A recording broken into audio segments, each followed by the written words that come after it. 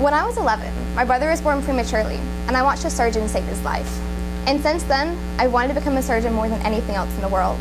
More specifically, I want to be a trauma surgeon. My name is Bethany and this year in ISM, I'm studying general surgery with a subspecialty of trauma surgery. I understand this is a very difficult path to venture upon. However, in the words of Confucius, choose a job that you love and you'll never have to work a day in your life. General surgeons specialize in trauma focus the majority of their attention on emergency situations. The most common injuries that trauma surgeons have to deal with are gunshot wounds, car accidents, and knife punctures. These are very difficult things to encounter, much less operate on. So this year I took ISM to gain a better understanding of not only how the body functions, but also what it takes to become a trauma surgeon and work in these high-pressure situations. In order to broaden my understanding of trauma surgery, I conducted 5 informational interviews with surgeons who specialize in trauma surgery.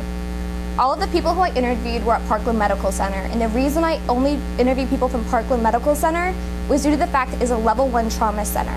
And this means that it has the capacity of treating any kind of injury and is the main destination for trauma victims.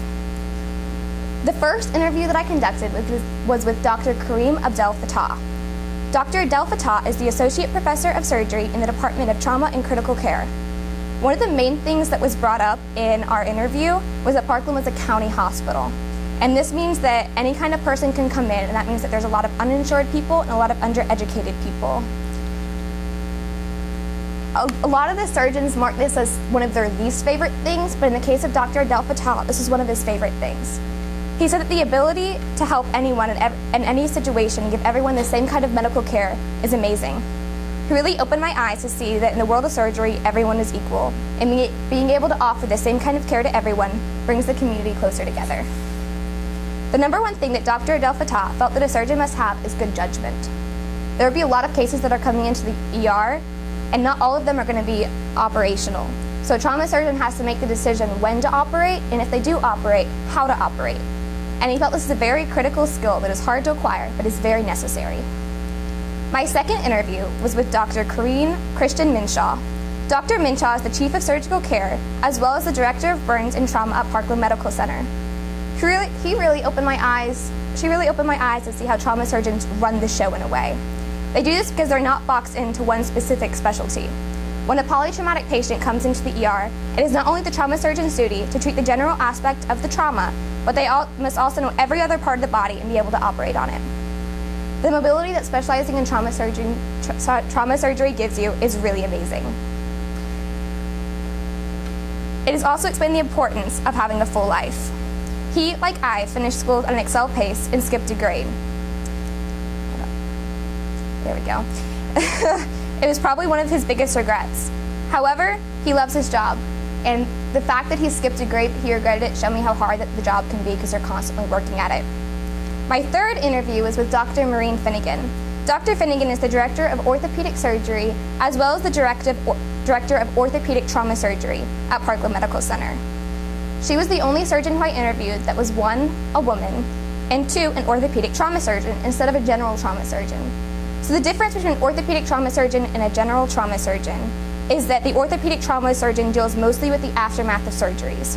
The plus sides to this were mentioned to me that the mortality rate is a lot lower due to the fact that patients are stabilized when they're coming into her ER. She deals mostly with the aftermath of the accidents. Dr. Finnegan also mentioned to me that on most days she's having to wake up at 4 a.m. However, she doesn't mind at all. Her love and passion for surgery is something that I am very eager to acquire in my years to come. My fourth interview was with Dr. Brian Williams. Dr. Williams is the Associate Professor of Surgery in the Division of Burns, Trauma, and Critical Care at Parkland Medical Center. Dr. Williams was actually an aeronautical engineer in the Navy before he decided to become a surgeon, and this just really goes to show you that when you have it in your veins to become a surgeon, there's nothing that can stop you. Upon arriving on my interview with Dr. Williams, he gave me a tour of the entire trauma division, including the operating rooms, the trauma ICU, and the ER. Dr. Williams truly cares about every single one of his patients, and he was explaining how personal of experience we'll get. Trauma surgeons are with people on their worst days. So being able to comfort someone and help someone through this really horrible thing is a really big responsibility, but it's also very rewarding. Dr. Williams is also the founder of the ICU program at Parkland Medical Center, which allows ICU patients to go outside at least once every other week. He cares about his patients, and I hope that one day I can exert some of the same love and passion. My final interview was conducted with Dr. Brett Arnaldo. Dr. Arnaldo is the Associate Professor of Surgery in the Division of Burns, Trauma, and Critical Care at Parkland Medical Center, although Dr. Arnaldo focuses most of his attention onto the burn units.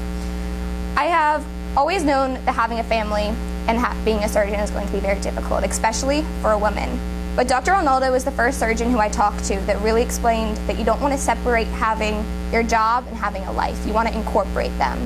So something that Dr. Arnaldo does is every single year he brings his 3 children and his wife to the ICU, and they give presents to all the children. And also his wife makes quilts for all the children that come into the ICU. The bond that a surgeon and the patient have is very strong. Whether the surgeon's with the patient for an hour or a day, or in the case of the story that I'm about to tell you, an entire year. A young man came into the ICU and he was 17 and he had 94% burns over his entire body. He was in the ICU for an entire year under the care of Dr. Arnaldo and his surgical team. After a year, he was released after multiple reconstructive surgeries, and 2 years later, he passed away. At his funeral, half of the funeral home was filled with his family, and half of it was with the ICU team. This just goes to show you that the bond between a surgeon, the staff, the nurses, and everyone with the patient is very strong. After all my interviews, I began my research onto many different key aspects of trauma surgery, specifically in the aspect of emergency medicine, combat surgery, infections, and disease that lead to death, such as sepsis. I've wanted to go into the military for a couple of years now, and I wanted to evolve my original work and final project around this. So these are the things that I mostly studied. Emergency surgery is the type of surgery that is most commonly used in a trauma. When a patient comes into the ER, or in the case of you're going out to the patient in a battlefield, you may have very little patient information to work off of. There is no patient history that will be given to you, so you do not know the allergies, the blood type, or prior medical conditions, etc. So I will need to work on making my fast judgment calls, because the decisions that I make will be the literal difference between life and death. In my research into combat surgery, I realized that combat medics didn't have the proper equipment that they need all of the time. This means that they must have a really deep understanding of the human body in order to perform these surgeries, because they're going to have to perform these surgeries with tools and alternatives that are not the regular. This requires a very deep understanding of the human body to know everything that will work, and I plan on continuing to study the human anatomy until I gain that understanding. Finally, one of the biggest killers of victims in traumatic situations is infection. Even if the surgeon is successful in stopping the bleeding or stabilizing the patient, the body was so open to the world for an amount of time, and that can cause bacteria that can get in, and that's very difficult to treat against. I will ensure that I'm constantly using antibiotics as a preventative measure, even if there is no infection yet. Currently, I'm focused on becoming a trauma surgeon with a subspecialty in trauma. My future plans include going on to pre-med track at a college where I have not decided yet, and attending medical school. And eventually, I want to join the Army. Thank you.